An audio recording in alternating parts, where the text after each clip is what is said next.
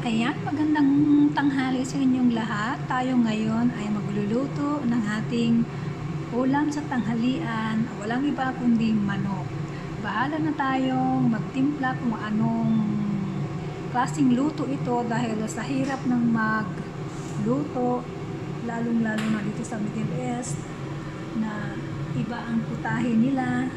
Kaya ayan, samahan nyo ako. Gagawa tayo ng mag-imbento tayo ng luto para sa manok. Ayan ang ating bawang, sibuyas, kamatis, bell pepper at saka sili haba, ang ating Maggi at ang ating tomato paste, ang ating laurel, paminta powder, ang ating garam masala, at siyempre ang ating coriander o parsley, at higit sa lahat ang ating manok. Ayan guys, sasalang na natin. Pantarin natin ang apoy. At ayan, naglagay na ako ng butter para igisa natin ang ating mga ingredients. Ayan guys, igisa na natin ang ating bawang.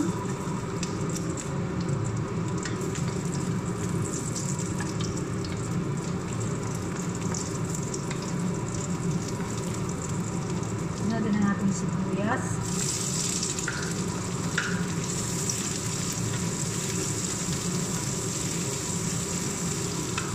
Kamatis,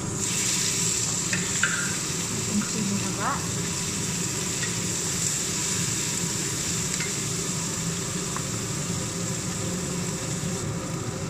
paglagay tayo ng asin ng ating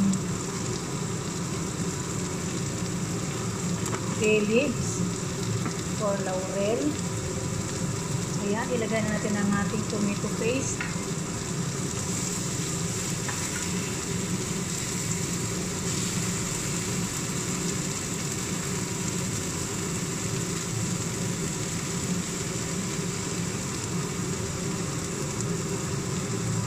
Ayan, halo-haloin lang natin.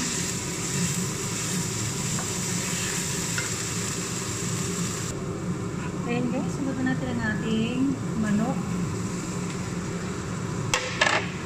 Mix natin.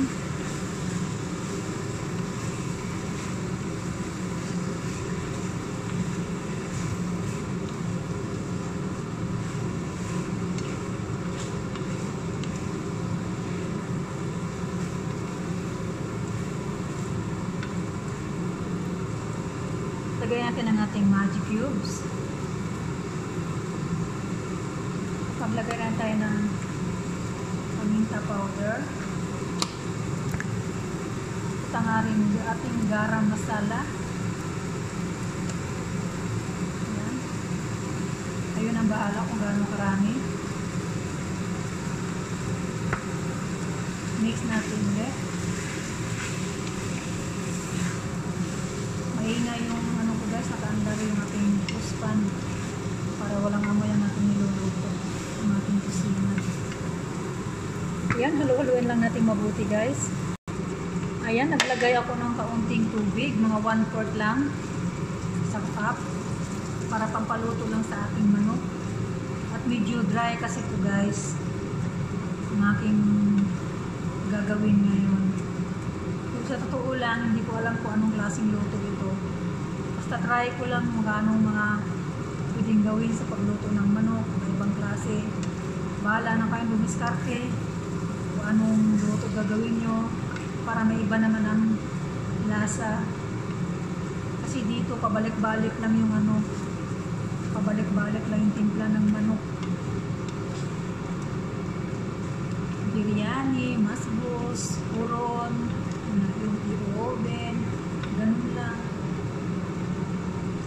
Kaya ito, nag-isip ako ng paraan kung anong ibang klaseng luto ng manok ang pwede natin gawin. Kaya ito ang napili ko. Kaya ayan, palambutin lang natin ating manok. Atin siyang tatakpan.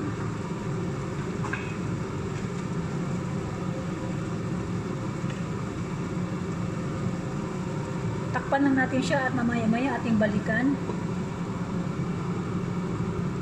Ayan, check natin ang ating manok.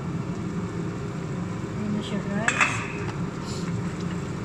Halo-haloin lang natin.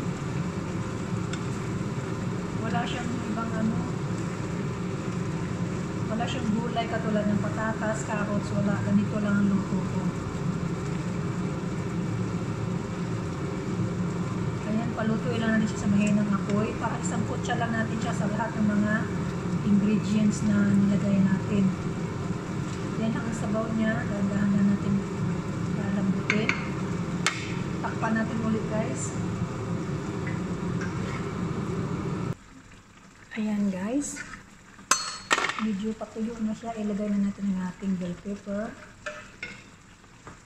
ang ating parsley or coriander. Parehas lang. Mix natin.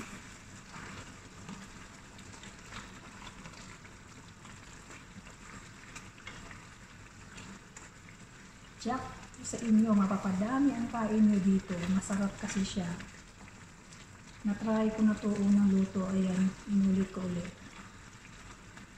Kasi, ang hirap kasi magluto ng, lalo na pag araw-araw manok ang niluluto mo. Mahirap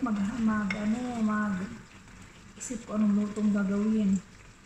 Kaya try nyo to, guys. Simple lang, din mga sangkap. Yan.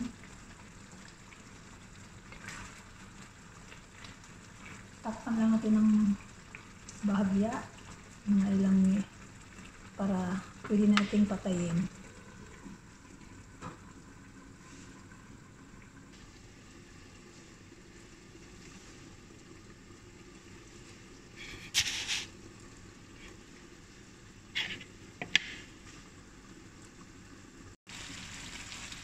Ayan, guys. Totoo na ang ating manok. Ayan, pwede na siya. Yung tinamang sabaw niya malapot.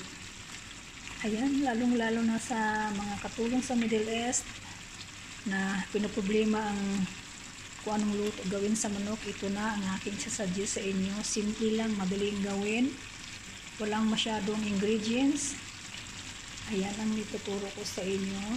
Ayan, maraming salamat. At huwag kalimutan mag-like, mag-subscribe sa aking channel. God bless all. Yan, patayin na natin ang ating apoy. At lutong-luto na ito. Pwede na ito. Ang sabaw niya, ang sarap ng sabaw niya, lapot. Diba? Yan lang ang aking simpleng recipe sa manok. Hindi ko po alam kung anong tawag dito. Basta niluto ko lang po na siya na ganito. Ibang nag-iisip ka kung anong paraan ng pagluto sa manok dahil araw-araw na lang biryani, kabsa, marag, tapos magluba, mga gayaan ba? Kaya ayan, itong bagong recipe ng aking manok. Salamat!